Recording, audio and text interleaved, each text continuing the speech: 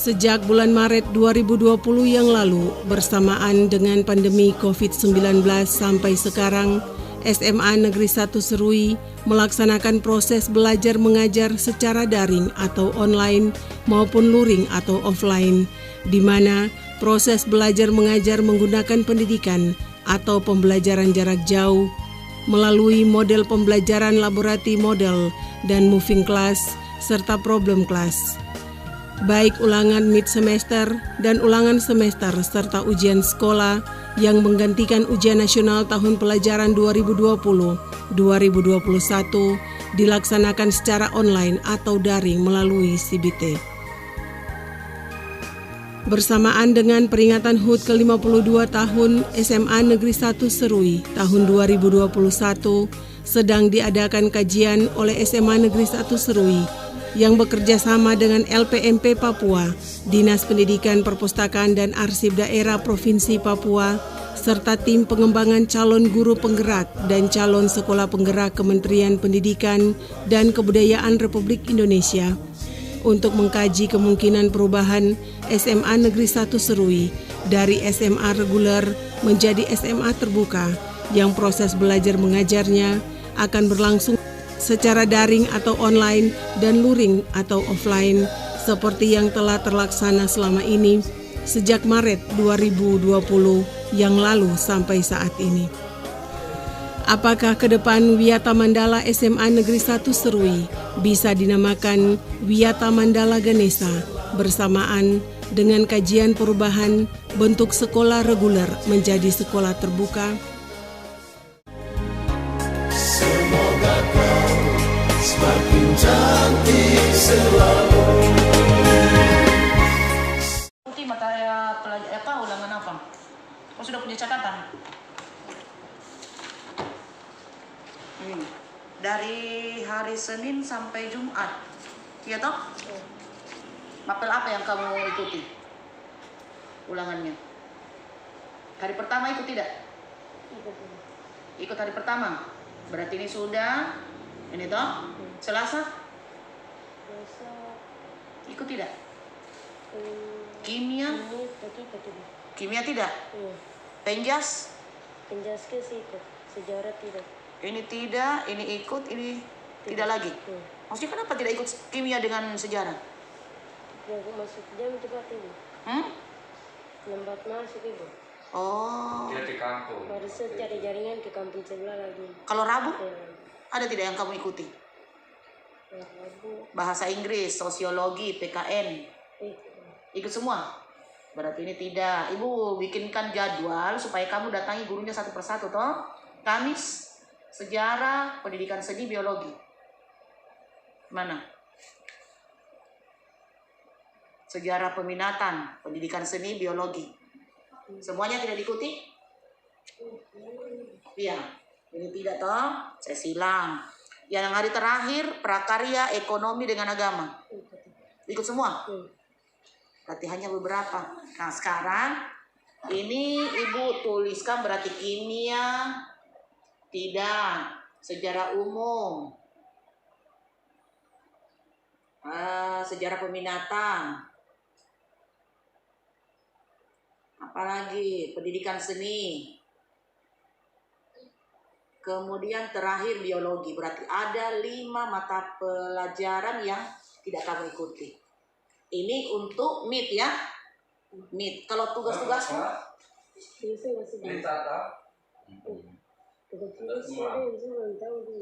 Nah itu nanti kau lanjutkan di sini tugas-tugasmu apa saja ya.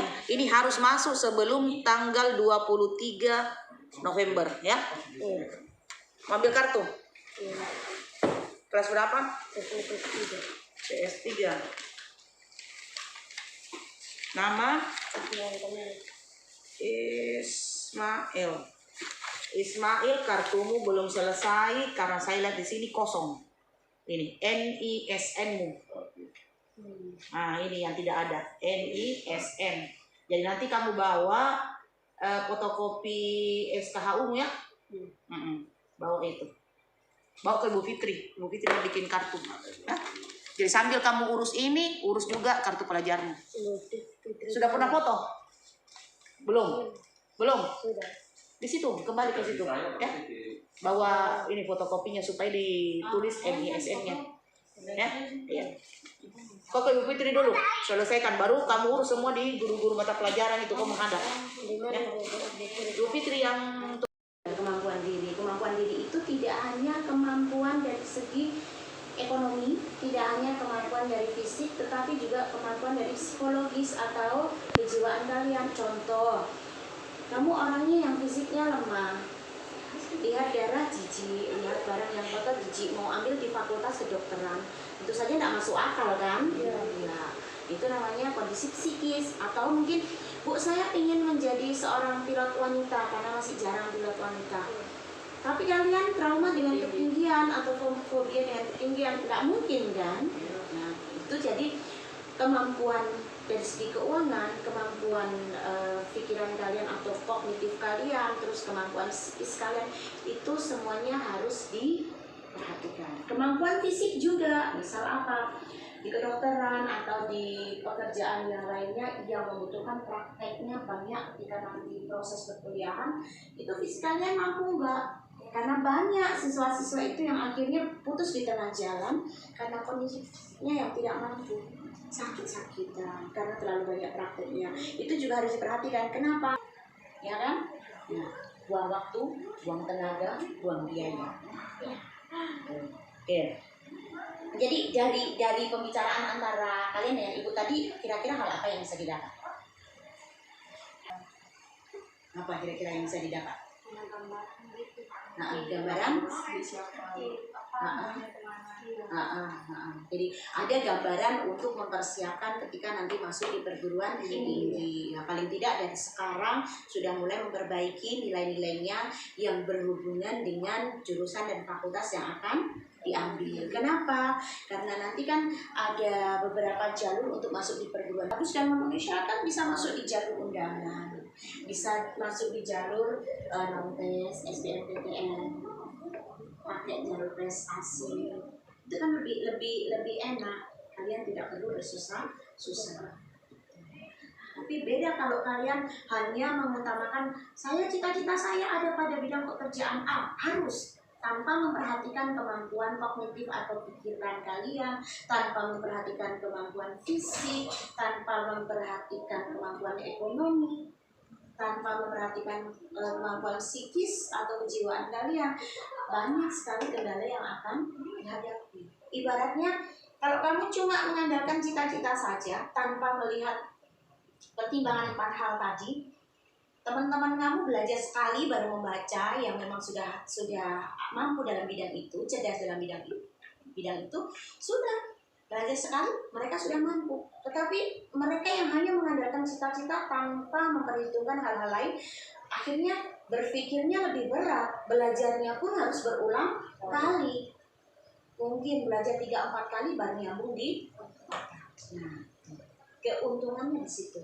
Kalau kita sudah bisa mempertimbangkan beberapa hal sebelum nanti memilih fakultas dan jurusan ketika lulus dari SMA. Ngerti ya? Oke. Kalau tidak ada pertanyaan, pertemuan kita bisa kita akhiri sekarang. Kalau misalkan nanti masih ada jalan yang dirasa berkaitan dengan perguruan tinggi, kesiapannya dalam mempersiapkan nilai dan sebagainya, bisa kalian chat Ibu, video call atau telepon biasa, atau datang langsung seperti ini. Oke. Yang penting kalau datang langsung seperti ini, mengikuti protokol kesehatan. Terima kasih. 4 modul tuh Bapak.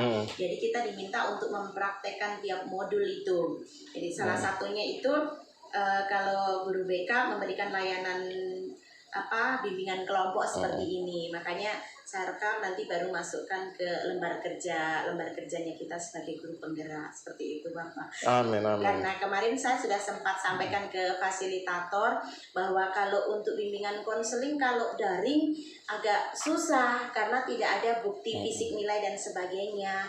Jadi beliau, kalau begitu enggak apa-apa Bu, kan bisa juga luring karena sekolah kan kenyataannya semi daring, ada juga anak-anak yang mungkin luring antar tugas, itu bisa Ibu ambil video untuk konseling atau bimbingan kelompok seperti itu Bapak. Makanya pas kebetulan tadi ini anak-anak PMR orang membersihkan, satu kali kesempatan saya ambil untuk itu. Baik, nama saya Elizabeth Tuhumuri. Saya orang tua wali dari Alser Gerson Tuhumuri, kelas IPS 10 2. Iya.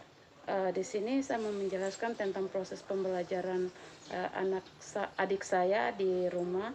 Dalam proses selama daring ini, selalu dalam pemberian pembelajaran dari guru itu selalu melalui WhatsApp, di mana soal-soal yang diberikan itu lewat WhatsApp, dan juga ada suatu media e-learning yang diberikan oleh sekolah, di mana mereka selalu pagi aktif untuk melakukan proses pembelajaran. Nah, dalam proses e-learning, karena dalam pengkontrolan saya itu, karena e-learning selalu digunakan oleh dia melalui laptop yang saya gunakan, makanya di situ saya bisa memantau bahwa proses pengambilan materi yang di situ mereka dapat download dalam aplikasi e-learning itu, sehingga mempermudah mereka dalam proses pembelajaran. Materi-materi yang diberikan juga sudah cukup sudah baik, ini diberikan oleh guru, dan tugas-tugas yang diberikan oleh guru mata pelajaran itu diberikan kepada siswa, dan mereka kumpul biasanya melalui ketua kelas atau mereka langsung ke pihak sekolah untuk mengumpulkan langsung kepada wali kelas atau guru mata pelajaran masing-masing.